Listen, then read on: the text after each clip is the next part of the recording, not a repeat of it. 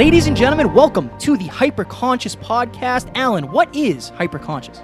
Once you understand why something is the way that it is, now you have the power to change it. Great conversations with great people and great questions are the keys to the kingdom of unlocking your consciousness.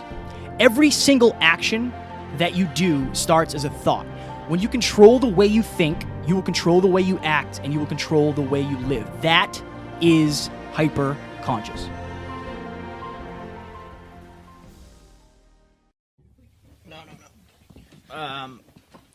Geographically.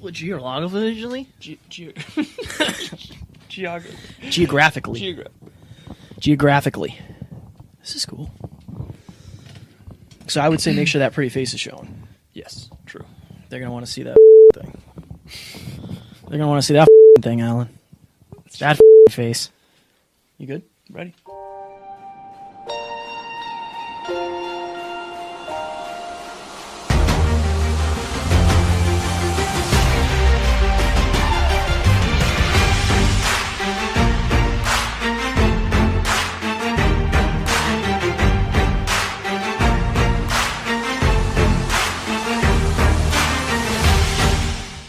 Ladies and gentlemen, welcome back to another very special, as always, episode of the Hyperconscious Podcast. You are listening to episode number 104, and we're going to talk about visualization and how to use it in your life. Absolutely. So the context of this rep came up the other night. I was watching a movie called 7 Pounds. This came out, I believe, in 2008, so it's an older movie with Will Smith. But basically, in that movie, spoiler alert, he got in a really bad car crash at the beginning of the movie that killed 7 people, and he lived, his fiancée and 6 others. So he committed his life to finding the kindest people he could to donate his organs to give them a second chance at life. And he kind of went through this prospecting process of making sure they're really good people. And so that's kind of what the movie's about. And there's this end scene where he's falling in love with one of the women that he's going to donate his heart to, or at least that he planned on that. And they're in bed and they play the what if game. And she says, what if I were to get a heart? And what if I were to have more time? What if my body were not to reject it? And so they had this really incredible moment where they played the what if game of thinking about what could be possible if some things were to work out. So that got me thinking a lot about the future and a lot about how I haven't really checked in a long time with my dreams. And I wanted to do an episode where we're kind of dreamers. We are dreamers. If you're listening, I'm going to guess that you're probably a dreamer too. And we were just thinking, or in the preamble, we were talking about this. Visualization, you're probably visualizing something for your future, right? Like we are always, as human beings, thinking of something. Yeah. And I think a lot of us are thinking of our future, but I think a lot of us are thinking of our future with fear and doubt and uncertainty and, what am I going to be like in 5 years? Now, visualization isn't something that you just do when things happen. No, it doesn't work like that. It's like gratitude and affirmations. When you put those things into your brain and you're also doing the things to make the change, that's when things really start to add up, right? So what is a visualization? Like, how would I visualize my future? Like, how should I do that? The mental pictures that are in your mind of the outcomes that we project. So in the Air Force, they talk about the 3 potential outcomes. There's best case, worst case, and most probable case. And at all times, they're trained to, in every situation, have all 3 of those on their radar, so to speak, their mental radar. And so I think that we should be more proactive as human beings to visualizing best case, worst case, and most probable case based on our current habits and lifestyle and ambitions. Let's just use a little example. And this is, I don't know if this is going to land. Again, it's just a random example. But if you said to me, you need to paint a picture. I want it to be a dog sitting on a doghouse with a sunset and then a little house in the background. What do you think the difference is if whether or not I just draw it out and say, okay, cool, I'll do it right now. Or maybe I just sit there for a couple minutes and visualize what I want that to look like. Visualizations are going to help you lock in on the things you want. For example, the other night I was getting ready for bed. I was listening to Delta Waves. Yes. Delta Waves. And it was a track with, it had like waves crashing up on a shore. Yeah, just for those who don't know, Yes. delta waves are the lowest frequency brain waves that are right before sleep. Yes. Meditative. Yeah, so they're supposed to help you just kind of like ease you off into sleep. Relax, and yeah. it was these waves crashing on shore. And the way where I had my phone, it made it sound like I was literally sleeping on a beach somewhere. So I closed my eyes and I just visualized what would that house look like? Like where would my room be in that house? What way is my bed facing? Is it facing the window? Are the windows on my right? Are the windows on my left? Who's next to me? What's tomorrow? What was today like? That's what visualization is. Does that mean I'm going to get am I going to wake up tomorrow in a house on the beach next to a model? And no, that's not what that means. But it's just like, I said this in another episode, Jim Carrey. This is visualization. Jim Carrey wrote a check to himself for $10 million and put it in his wallet for 5 years. And he imagined what it would be like to receive that. Yeah. That's the important part. He used to drive his car up to Hollywood Hills, and he used to park there for hours at a time and look at the houses and visualize and imagine and internalize what it would feel like to be there.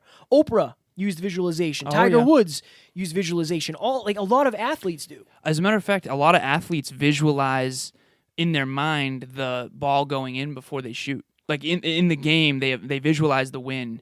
They visualize the 3-point game-winning shot. And there's this cool exercise where if you visualize in your mind turning as far as you can to your right, and first you do it without visualization, then you visualize doing it, and you go much farther. Yeah. I think what event was it that I was did? at Brendan Burchard's event. Yeah. And How cool was that? I watched a Tony Robbins video where he said that the other day. Yeah. And it's like, you might be thinking in your head like, that doesn't make any sense, but it really actually works. does work, surprisingly. I can bring the science to it if you're interested. Yeah, go ahead, hammer it. So the power of visualization. So your subconscious mind is like a servo mechanism. In other words, it's like a heat-seeking missile that once it has a target, now it can kind of follow that target.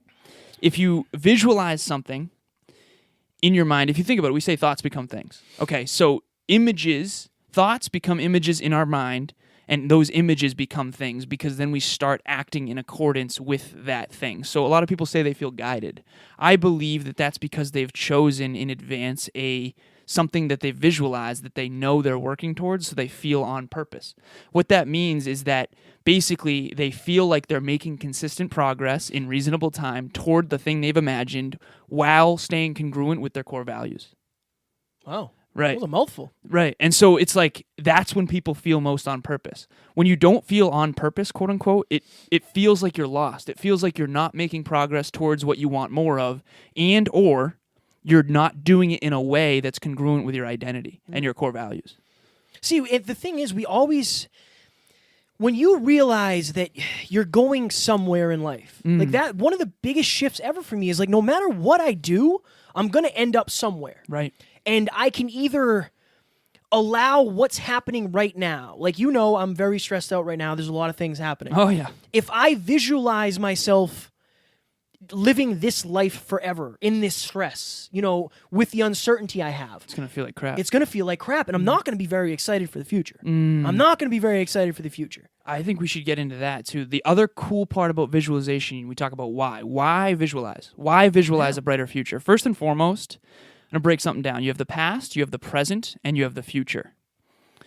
When the past and the present are both extremely painful, your central nervous system associates pain with eventual death, and therefore it forces you to create a brighter future in your consciousness. And that's why a lot of the guests we have on this show that had really massive traumas, right? Eric Legrand with his injury, Isabella Picard with her injury, Lori, Cheryl, those sexual assaults, right? So when you're in that much emotional pain, you have only two choices. You can either try to escape the pain with a vice, like drugs or alcohol or distraction, or you can sit there and this isn't necessarily conscious, but there's a shift in your unconscious that goes, okay, we can't stay in pain. The past was painful. The present is painful. We have to create a brighter future in our mind and go there, really go there. And once you go there, there's something inside of you that aligns. It aligns with it. And now you're always going to be sort of on your way to that thing. If you think about Cheryl's story, Remember, for the longest time before the wabi-sabi moment, she was in such emotional pain. So there was the incident. She stayed in emotional pain and tried to distract herself, tried to use vices, tried to escape. Remember, she was like in Japan and all over the place. And then eventually something clicked and she said, okay, I'm no longer going to try to escape this. I'm going to own this. And I think that's when she started to visualize a brighter future. Ladies and gentlemen, for all of you out there, I've been trying to study human beings my whole life, my whole adult life. And I've tried to find patterns. There's one pattern that is so crystal clear to me now after over 100 episodes and just all the studies that I've done, psychology, physiology, all of that. I will tell you this for sure. Human beings who do not believe that they have a brighter future are inherently more unhappy today. I'm going to say that one more time. Start watching people. Start listening to them. People, picture a vacation. If you have a vacation coming up in 2 weeks, every day up until that day that you're excited for is going to be better than if you didn't have the vacation. Yeah. Imagine if your whole life was like that because you're so excited for your dreams. If you don't believe you have a compelling future on your own terms, I promise you, you are less happy today than you would be if you did create one. And that's what this episode's about, visualizing a bright future that you can lock in on, and then the journey along the way will be more fulfilling. It'll certainly be more challenging if you're shooting high. Don't get me wrong, but it'll be more fulfilling because you'll feel like you're making consistent progress towards something that's in your heart. It's very similar to the episode that we did on intentions. There's a difference between imagining a better life and saying, "Oh, that would be great," right, and then really doing it, and really putting in the work. That's what this is. It's, of course, we have our visualizations. We have a picture of what we want our lives to look like, and our future families, and our future houses, and our future events and masterminds, and seeing you guys and all that. We have all those things. Those images all were in my head already. Yeah. I already had, dude, that was a moment. You just said all those things, and I had images that were popping up that I've thought of before. I did too. Yeah. Isn't that, remember Conor McGregor? He said, I've seen this so many times. That is a legitimate thing. Legit, Arnold on the stage, he said, I visualize this over and over and over again. Yeah, man. I feel like, and you have to your point, when things are dark. Yeah, you have no choice. And you don't feel like much is going right. And it's like, I burn the boats. there's no going back. Right. I'm in it to win it. Yeah. Sometimes you need to close your eyes and say I have visualized what that would feel like 100 times. I know exactly what that would feel like. Pulling up to my house in my dream car with my wife, running out the door to say hi, and my 2 kids after just getting home from a conference somewhere. Like, what? I know. Of course I visualize that. And, I visualized a lot of things. But the thing is, I know they're not going to happen unless I make them. And I think that's the difference. Yeah. I think the difference is it pulls me. Like, I want them to happen so bad that I know I have to do this. I just had another moment because when Kevin gets fired up, it triggers things within me. Folks, contemplate this for a second with us, and I'm going to ask Kevin this question.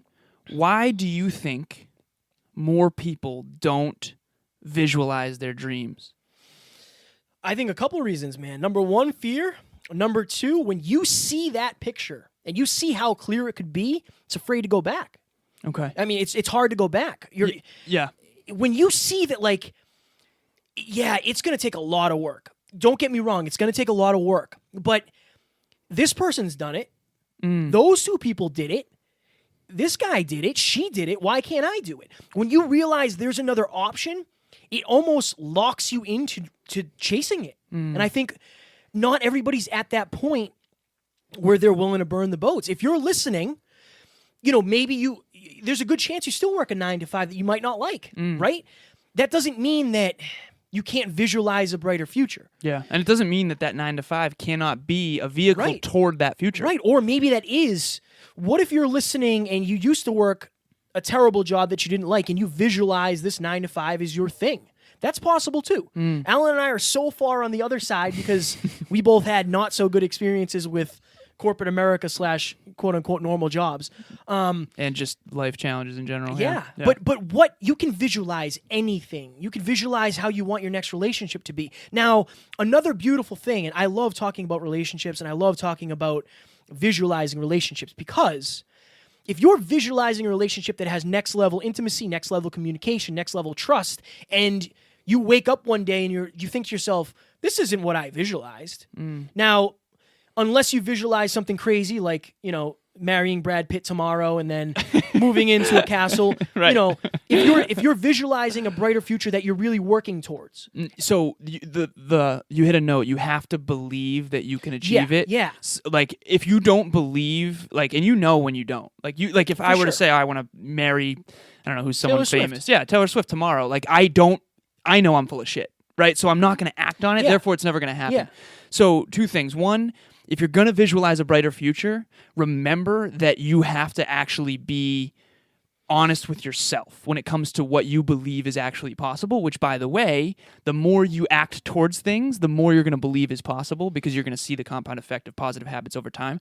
Number 2, if you haven't done this yet, it's most likely because you haven't been in enough emotional pain so when you're in a lot of pain, you can escape to the past because the past was better.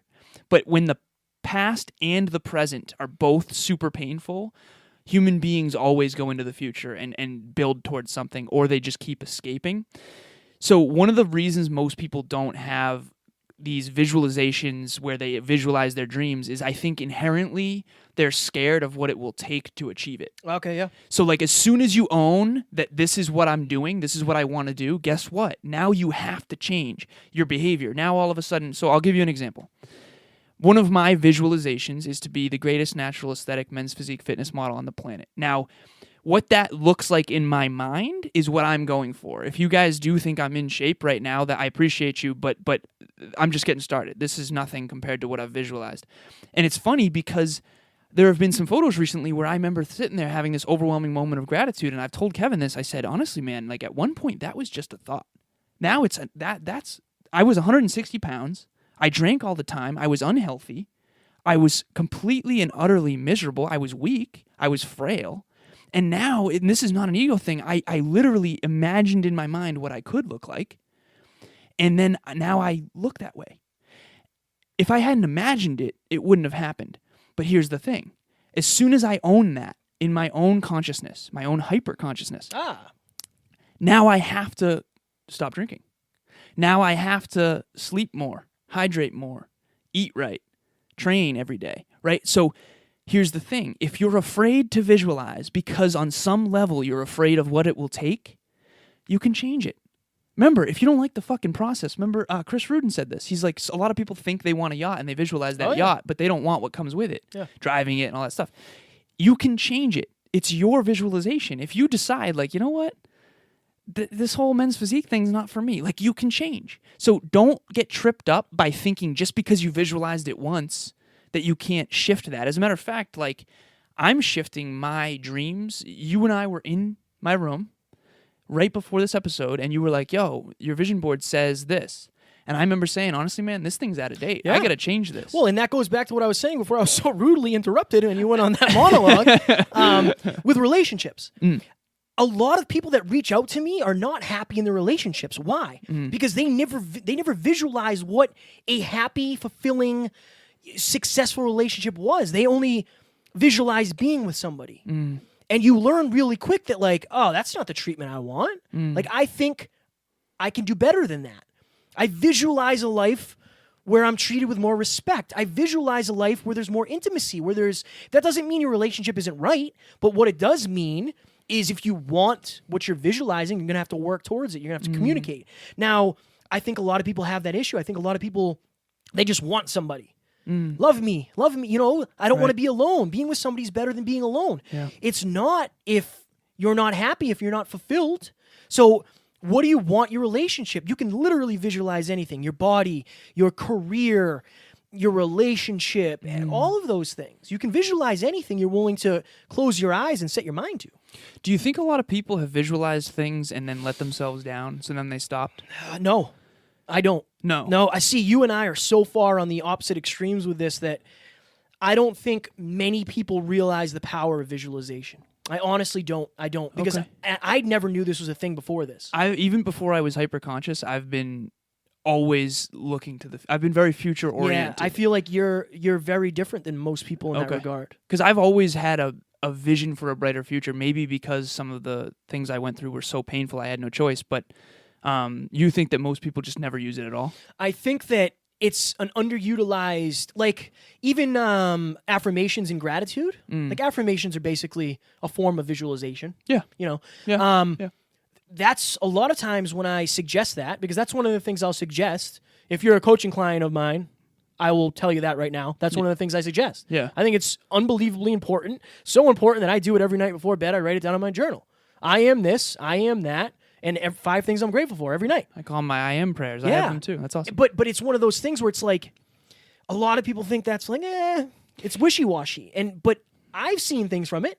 So you're locking that into your consciousness, and now people will always try to act consistently with what they believe they are. Yeah. So you're basically telling yourself, I am, what's an example of one? Capable. I am capable. Okay, so if you keep saying that to yourself and you start to believe it, because repetition, you'll just start to believe it, especially if your central nervous system is engaged and you're saying it with passion and emotion, because emotion is what engages our central nervous system, then you're going to believe it. And then when you don't act capable, it's going to bother you. Yeah. And therefore, you're going to be forced to retool and act capable. You know? You're basically, in a weird way, Programming your mind. Yeah, you're programming your mind to say like, no, I don't want to be this. I want to be this. In order to be this, I have to act in accordance with my thoughts, with the things that I've been saying about myself. We all have a story that we tell ourselves. And what are the chances, Alan had a moment, I'm not going to let you have it right now. No, that's okay. Do it. We all have, that was rude, I didn't mean it in a rude way. No, you're good, man. We're good. We all have a story. Love you, brother. I love you too. We all have a story that we tell ourselves. What are the chances that your story that you're not enough are true? Or is 0. true? Almost 0. Yeah. Unless you've given up totally on everything, it's 0. And even then, you are enough for yourself. You're enough for something. Yeah. You're enough to start. Right. You're never not enough. Right. So why can't I tell myself that I'm wealthy right now? Why and can't feel I, that in advance. And feel that in advance. Why can't I tell myself that I'm unbelievably talented? I'm an amazing speaker. You know, I'm an influencer. I help people. I'm changing lives. Like, oh my God, why can't I say that? You can. You can. And you do. And I do. And I feel it. And now you are. I am. We talked right before this episode, actually, about how at one point you said, what if this was your job? Yes. That's how this all started for me. And man. you visualized that and felt it. I remember that day. It was me, you, and Andrew Copeland sitting down, and you really had this moment of excitement for the future. Yeah. That's when you know you're building towards something. Human beings are meant to build. We're meant to procreate, create, build, work towards some brighter future. Like, for the listeners right now, like, think about if we were okay with, if we couldn't visualize a brighter future and then work toward it, we would still be in caves. No recipes would exist. No new foods would exist. No buildings would exist. No skyscrapers. No, this podcast wouldn't exist. No wheels. Imagine that. At one point, that was just a visualization. Right. There has to be a way for me to move this tree easier. Right. And they had to visualize what that might be like. I was at a meeting with one of my millionaire mentors in Panera Sunday. And this will be one of the last things I say, but I think this is important. And I said, ambition's a good thing. I said, we're enjoying this meal right now in this really incredible restaurant. Everyone, if you look around, is having fun. Panera's a great company. Oh, yeah. Panera's legit. Right? And I'm like, this building only exists because someone was ambitious. Someone had a dream. Yeah. So I wanted to say one thing that is, I believe, super important to wrap up this visualization thing. I talked about how I was so unhealthy, so unhappy. 160 pounds, 6'2", just lanky and frail. And now I have what at one point was just my dream, right? And now I'm dreaming even bigger. But here's the thing. It's not about the dream physique. Think about how much I've had to learn in order to attain it. The 5 pillars: sleep, hydration, nutrition, training, and mobility. I now am teaching all of my clients those things. I now created a Naturally Fit for Life program, unapologetic plug, that will be on the website in a few weeks. And it's like all of that came from my genuine desire to improve my own circumstance. So ambition is a beautiful thing when it contributes to not only yourself, but beyond yourself. This podcast, definitely step into a future and visualize what that might be like and feel it in advance, and then start working toward it, because it's the tools you're going to create along the way and the people you're going to meet and the fears you're going to overcome and who you're going to become as a person that's really going to matter. And I do believe that when you get those visions, I think it's there for a reason. I think it's your soul trying to tell you, like, you have to take this journey. You have to have the courage to at least embark on this thing. I like that. I feel like I enjoyed this because it locks in like the thoughts and feelings you have. Like, we just told you what we visualize Right. on a daily basis, on a nightly basis. And maybe a year down the road, maybe 2 years down the road, you'll see like those things are going to come true. Yeah. Because we're willing to work for them. If you're listening to this and you listen to every episode we drop, you're willing to work for it too. You're doing something. Maybe it's not exactly what we're doing. I'm assuming it's not, because you probably don't want to have a podcast. But whatever it is, add some visualization to that and see what difference it makes. And I'm sure it'll make something. I have a Dramatic reading. brief dramatic hammer reading. it. We're already over. And then we're going to tell you guys about the website. You want to tell them about the website? I think you should do that, since you're the Well, I'll tell them. website No, connoisseur. yeah, somebody had to build it. Real quick too.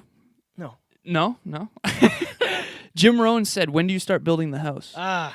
Once it's finished, in your mind. Imagine if someone was just laying bricks and someone came over and said, 'What are you building?' And he said, 'I don't know.' Yeah. They'd put you in a mental institution. What do you mean you don't know? If you want to build a house, first you need a blueprint. First you need the image of it. Yeah. Right. Yeah, Powerful shit. yeah, I love that. Okay. Quick dramatic reading, and then Kevin will talk about the website. Both which of is us will. Dopest dope. Oh, both of us will? Yeah, man. Right. Can't do it all. Right. Okay. I have a very specific... So I wrote this on my Instagram 3 days ago. I have a very specific message for you today. Firstly, you are capable of the most incredible things. I don't know if anyone's ever really told you or taught you what you're really capable of, but the power you have in the long run, keyword there, with the right mindset is unbelievable. To be honest, I wish that I could step into your future and show you what it looks like with your current habits and mindset. And then I wish I could show you an alternative future and how much brighter it would be with just a few minor shifts. Unfortunately, I can't do that. I don't have that power. But what I can tell you is what Jim Rohn said. In 10 years, you will surely arrive. The only question is where. And you will arrive in one of two locations. You will arrive in a well-designed location or an undesigned one. And today, my message to you is simple. Do not leave it to chance. I can tell you from experience that living without a well-designed, compelling future is not the same. Look around at the happiest people you know. I would be willing to bet that on some level they are excited about the future. When you have an amazing vacation planned, aren't you excited leading up to it? What if that was your entire life? It's just how humans are wired. People who have nothing to look forward to are just not as happy as those who do. So please don't leave your future to chance. Instead, design it, and design it consciously, hyper-consciously. Start with the vision of what you really want, and make sure that vision has you surrounded by the persons, places, and things that you love most. Then just work toward that vision one small baby step at a time and enjoy the process. Making consistent progress toward your own brighter future is one of life's greatest gifts. It's exciting and fulfilling, and it'll fill you up and inspire others as well. If you're unhappy right now, that's okay. Own it, admit it, and then use that pain to make a change. Go into the future in your mind. Your life literally never has to be the same again after hearing this, only by choice. I love that. Your future life literally depends on what you're visualizing now. Fact. That's the whole thing. Jim Rohn says things better than I do, though. He's one of the greatest speakers of all time. So if you listen to our previous episode, Small Talks, Yes. on humility, then you would have heard me say, I think this would be a good example or a good chance. So if you reach out, send me a DM at Never Quit Kid. I will schedule a 20-minute call with you. If you're dealing with anything, we can talk about that. If not, we can actually do some visualization and maybe help you with that. So trying to reach out and speak and thank as many people as possible. So I'm going to try to do that at least once a day. If I can fit in 2 a day, I'll do that as well. Hell yeah. And then we're going to talk a little bit about a little bit about the website. Love it. You want me to do it? Yeah. You could start. Yeah. So for those that were listening when we were in Florida and we were putting in hours and hours and hours and hours of work, Oh, yeah. we were building the website. Yes. And we wanted the website to be kind of like a one-stop shop for where you could get more hyper-conscious stuff. A lot of people reach out and say, I love going hyper-conscious. I want to do more of it. And unfortunately, or fortunately, depending on how you look at it, there's only two of us. So we're both extremely busy. We're both doing a bunch of things. So we figured, okay, let's build a website where we can put behind the scenes. We can do our online training courses that we design. Yes. We can have our programs that we design. Yes. We can have a forum where you guys can talk to one another and build your dream team. Hell yes. You talk about fitness. You can tell other people what books you're listening to, all of that stuff. Articles on there too. There's articles on there. There's going to be a lot of stuff on there. If you're listening to this on Friday, this will be Friday. This will be Friday, yep. Then the episode is live. So if you go to www.thehyperconsciouspodcast.com and you sign up to our mailing list, then we will send you 3 hyper-conscious morning minutes a week. Yeah. So when you wake up on Monday, Wednesday, and Friday, you will have an email with a video from us in your inbox to get your week going. Get you fired up in the morning to kick that day's ass. You just did a really good job. A comprehensive website. I appreciate that. It's going to be called the Hyperconscious Nation if you're a member. And if you want basically more of what we talk about on this, but more tangible examples. Kevin and I in front of a whiteboard teaching you the different assignments that we do in the Scratching the Surface. We go much deeper. I'm very excited for this, man. This is going to be good. Yeah, and just for those, I had a lot of people reach out to me when I was in Florida and I was doing the behind the scenes of what my program was going to entail. My program and Alan's program, when it's done, we're both going to have those up there. Yep. And those are going to be included with the membership. We were going to sell them separately, but we want to give them to as many people as possible, so you'll be able to get that if you sign up as well. Yep. If you're a member, you'll have access to the Naturally Fit for Life program that I've been talking about for a very long time now. It is fully recorded. I just need to break it up into modules. Kevin has the Hyperconscious Mindset program. Again, this is for people who want more training. And just so you guys know, I take trainings all the time. It's really important to do more and there's worksheets as well. Yes. So you'll print out worksheets. It'll be more like college or like learning, like on a deeper level. So we appreciate you guys, and yeah. Yeah, he says. Yep. We hope you enjoyed this episode as much as we enjoyed recording it. It always goes by so fast. We went over again, as we always do. Right. But you guys can literally use visualization whenever you want. You can start using it now, whether it's a relationship, whether it's your wealth, your finances, your job, whatever you want it to be. Start using it and see if it makes a difference. We enjoy you. Thank you so much. Reach out anytime, and we'll talk to you soon. Bye. Ladies and gentlemen, thank you so very much for listening to another episode of the Hyperconscious Podcast. Going hyperconscious will absolutely change your life, because if you understand why something is the way it is, now you have the power to change it. If you going hyperconscious with us has changed your life in any way, please share this episode with one of your friends, because the more people that go hyperconscious, the better this world's going to be for everybody. And if you would kindly leave us a 5-star review on iTunes, that would help us make more people hyperconscious, and we would be greatly appreciative. Thank you. Bye.